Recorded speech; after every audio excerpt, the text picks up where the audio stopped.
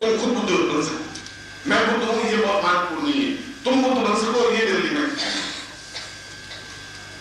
मैं गुरु हूं ये अपने आप में बहुत महान कार्य नहीं है। यह है कि मैं तुम्हें गुरु बना सकूं, तुम्हारे आप में चरित्रता ला सकूं, तुम्हारे आप में क्षमता ला सकूं जब तुम उन शास्त्र को, उन वेद को, उन पुराण को, उन प्राणियों के लोगों को देख सको, उन पर अपना हस्तक्षेप कर सको, जैसा चाहो वैसा काम नियंत्रण कर सको।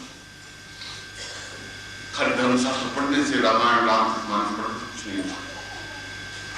तुम खुद अपने आप में पूर्ण चैतन्यता प्राप्त कर सको, ऐसी प्राणित्व ले सको। और श्री कहा कि इस पूरी यात्रा में जहां ऐसे गुरु मिल जाए, जहां कोई शीतलता का अनुभव हो, वहां पर बाकी सब चीजें गौण, तुम्हारा धर्म, तुम्हारा मान, तुम्हारी प्रतिष्ठा, तुम्हारा पद, सब कुछ गौण, क्योंकि वह तो कुछ है ही नहीं। आज आप हैं, कल आप नहीं है, मगर उनके चरण दूसरी बार नहीं पकड़ पाएंगे आप, क्योंकि उसमें 4 फुट गैप होता है। आज आप पहचान नहीं पाए, कृष्ण के समय में कृष्ण को पहचान नहीं पाए, इसलिए पहचान पाए कि एक कृष्ण जैसा महान देवता चोरियां कमान, ऐसा नहीं कैसे हो सकता है। और वो भी तो पीछे पीछे उस पेड़ों को चक्कर लगाए, वो तो भगवान हो ही नहीं सकते, क्योंकि उस ब्रह्म की माया कराते रहे, वो हम ब्रह्म देखते रहे, नहीं होता। उसमें भी गोवर्धन की पूजा करते रहे, कृष्ण की पूजा नहीं की। तो पत्थरों की पूजा में विश्वास करते थे, उसने कहा कि गोवर्धन तो मैं उम्मीद को कर सकता हूं, मैं फिर भी गोवर्धन की 32 किलो की परिक्रमा देखो, करते रहे 32 किलो की। कृष्ण को नहीं समझ, अर्जुन भी नहीं समझ पाया, युधिष्ठिर भी नहीं समझ पाए, ग्वाल वाला भी नहीं समझ पाया, गोपियां भी नहीं समझ पाई, यशोदा भी नहीं समझ पाई, नंद भी नहीं समझ पाया, और भी नहीं समझ पाया, क्योंकि उन्होंने पांव पकड़ने की क्षमता आ नहीं पाई। राधा में आए तो आगे जाकर मीरा बन सके। सैकड़ों वर्षों बाद राधा का सब मीठा मीरा बन, वह जीवन की चेतनता है। आप इस रास्ते पर तेज गति से जा रहे हैं, गुरु भी जा रहे हैं, उनकी दिशा विपरीत है। आप जिस रूप में भी उनको पहचान सकें, ये तो आपकी क्षमता होनी चाहिए। नहीं पहचान सके, यह भी आपकी क्षमता होनी चाहिए। आप तो सामान्य मानव के रूप में समझ लें। इसलिए मैंने कहा जीवंत गुरु के साथ रहना एक बहुत बड़ा सौभाग्य होता है। शंकराचार्य के साथ रहना एक सौभाग्य था, गोरखान के साथ रहना एक सौभाग्य था, जो आपके भाग्य में लिखा हुआ नहीं था। आप पिताजी के भाग्य में, दादाजी के भाग्य में लिखा हुआ नहीं था, पर आपकी किसी पीढ़ी के भाग्य में जरूर था, जो शायद लिखा है। अगर नहीं रहे होते तो खूनवार नहीं खाता, आप यहां बैठते नहीं। वे जरूर उनके संपर्क में आए होंगे 2 मिनट के लिए, आए होंगे 2 घंटे के लिए, आए होंगे 2 दिन के लिए, पर खून में वो पढ़ जरूर आया होगा। और इसीलिए आपकी क्षमता बनी, मुझे साधना करनी चाहिए, मुझे गुरु के पास बैठना चाहिए। इसलिए आपसे चल के भी आप आए और बैठे, इंतजार किया। मैं आधा घंटा 1 घंटा लेट फिल्म से आया, तब भी आपने प्रतीक्षा करते गए। एक प्यार, इसने आपकी आंखें बीतती गई, एक अटैचमेंट बनता गया, एक आपके हृदय में रहने से जुड़ने की प्रक्रिया बनती है। मगर यह कितना क्षणिक होता है कि फिर मन फिर बदल जाता है, फिर भटक जाता है, फिर हम भ्रम में पड़ जाते हैं, फिर सोचना चाहते हैं क्या ऐसा पॉसिबल है, क्या संभव है,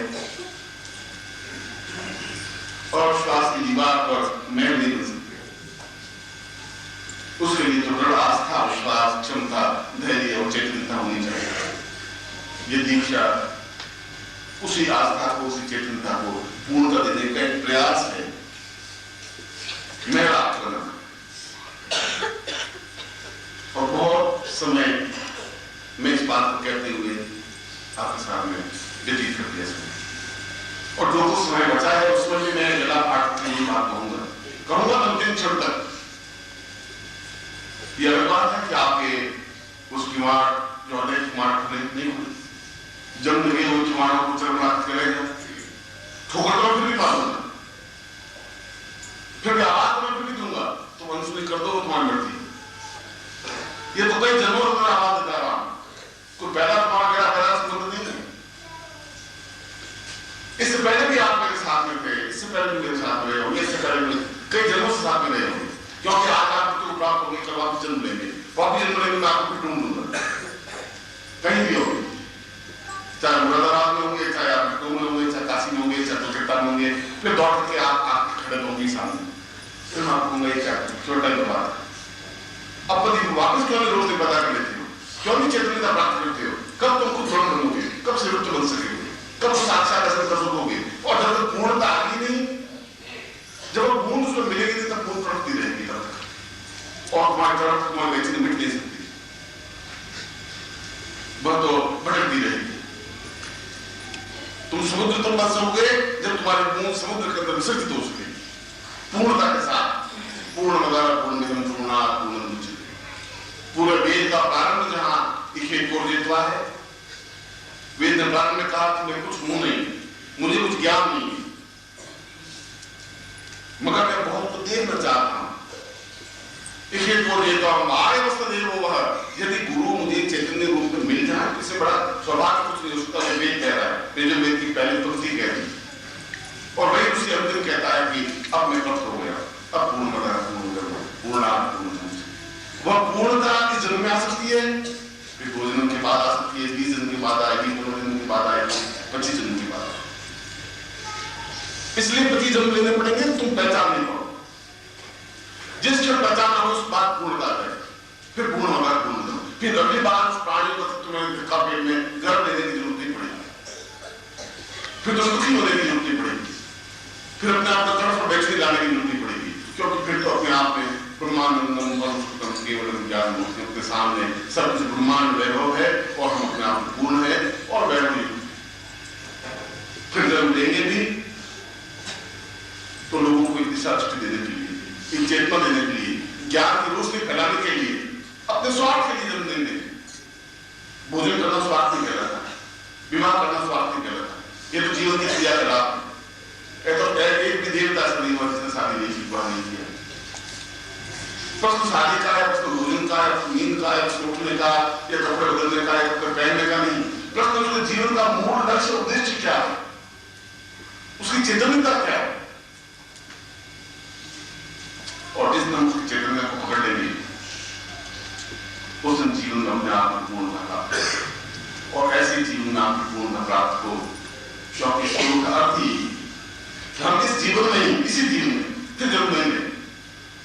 आपका बहुत जन्म बचा है, काफी समय बचा है, इसका आप जैसे भी चाहे ऐसा प्रयोग कर सकते हैं, जिस रूप में भी चाहे प्रयोग कर सकते हैं। कभी ठोकर लगे, मेरा हाथ तुम्हारे प्रहार करे सीने पर, मेरे शब्द तुम्हें चुभे और तुम्हारे देखे द्वार खुल सके, तुम्हें एक अटैचमेंट पैदा हो सके, प्यार पैदा हो सके, एक मिलने की क्रिया पैदा हो सके। जब तुम तड़प कर रह सको, जब तुम प्यार करने की स्थिति पैदा कर सको, प्यार करने की स्थिति मछली में है, आपको पानी से निकाल कर बताएंगे, एक क्षण के बाद समाप्त हो जाए, नहीं बचेगी पानी के बिना। इतनी तड़प, इतनी बेचैनी जिस दिन आप में आ सके, उस दिन आप मन से अवतार बन सकेंगे, वो अवतार बन सकेंगे, देवता का रूप धारण करेंगे। इसलिए मछली को देवता इसलिए कहा गया है।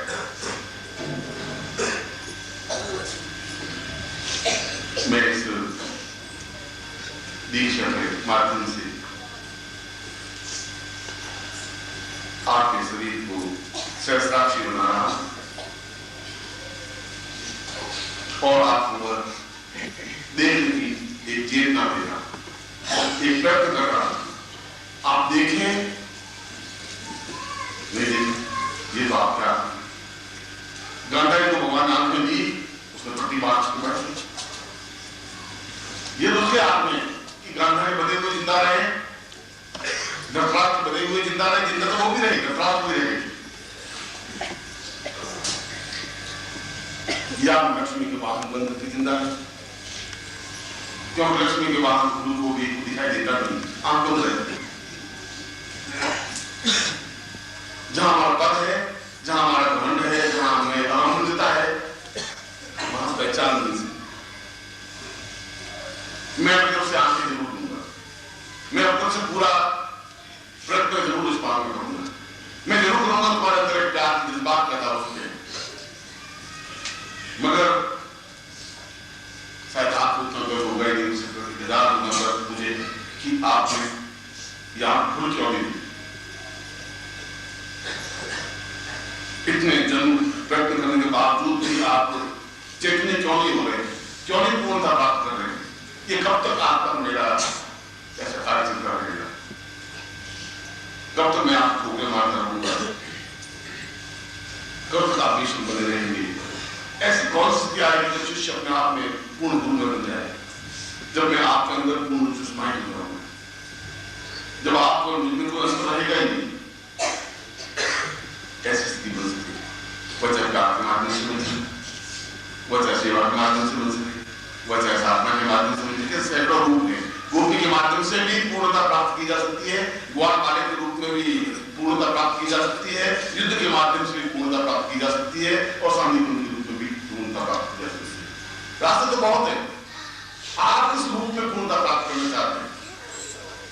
जिस रूप में भी चाहेंगे, मैं तो उस रूप में आपके सामने सेवा करना चाहें कभी मैं तैयार, पैर दबाना चाहें कभी मैं तैयार, ज्ञान प्राप्त करना चाहें कभी मैं तैयार।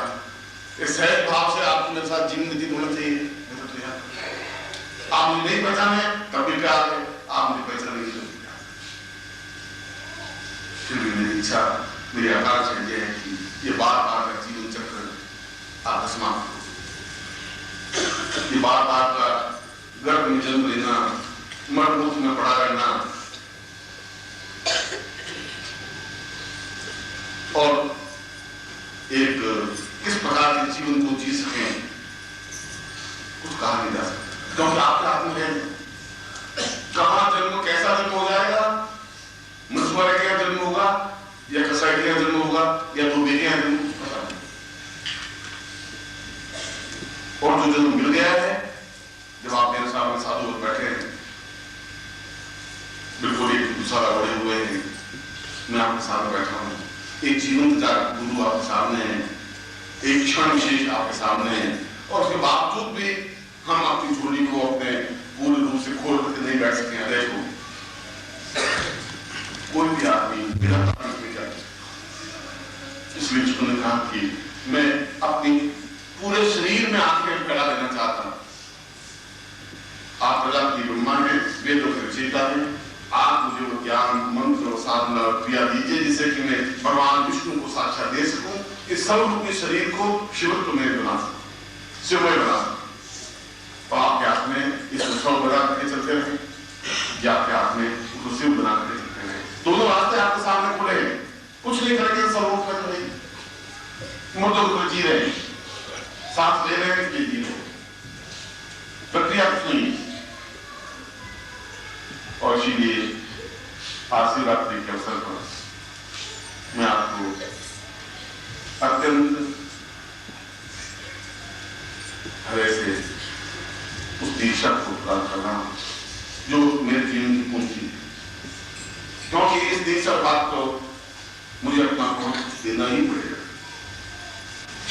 ये है साधना की साधना, आपको दिए गए तपस्या के अंग, तपस्या के अंश, आपने जो कुछ प्राप्त किया है, ढूंढी प्राप्त किया तपस्या के माध्यम से, वो आपको दी, और आपसे मुझे मेरी बीमारी, कष्ट, पीड़ा, परेशानी दोनों बराबर में खेल रहे हैं। न मुश्किल लगा था, न भारी होगा, न बीमारी लगा।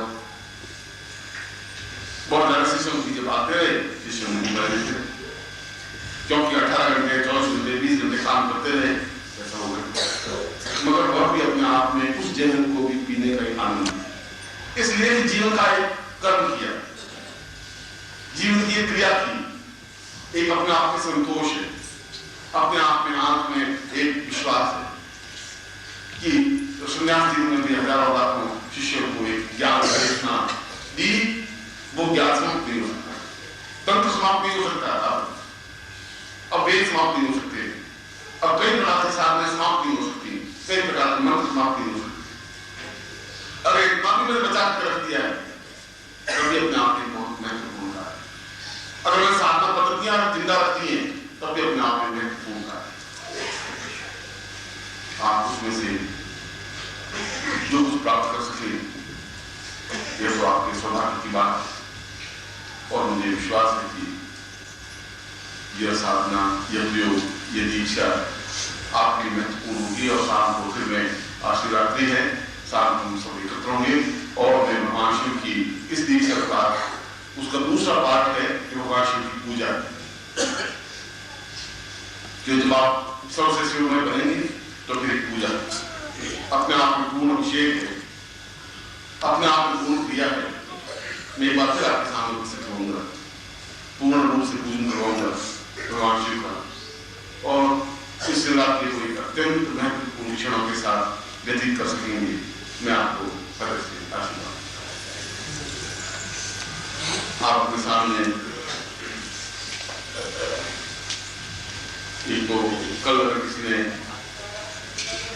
संघ पाठ संघ लिया हो वो अपने सामने रखें, बाकी आप दीक्षा के समय सीधे बैठे। नमस्कार। अगर आप सद्गुरुदेव डॉक्टर नारायण दत्त श्रीमाली जी के दीक्षित हैं या फिर आपके पास उनसे जुड़े हुए कोई भी अनुभव है तो नीचे दिए गए हुए नंबर पर वीरल पटेल जी को मैसेज कीजिए या फिर फ़ोन कॉल कीजिए और अपने अनुभव ज़रूर शेयर कीजिए। डॉक्टर नारायण दत्त श्रीमाली जी के आत्मकथा का संकलन करने में मदद करें। धन्यवाद।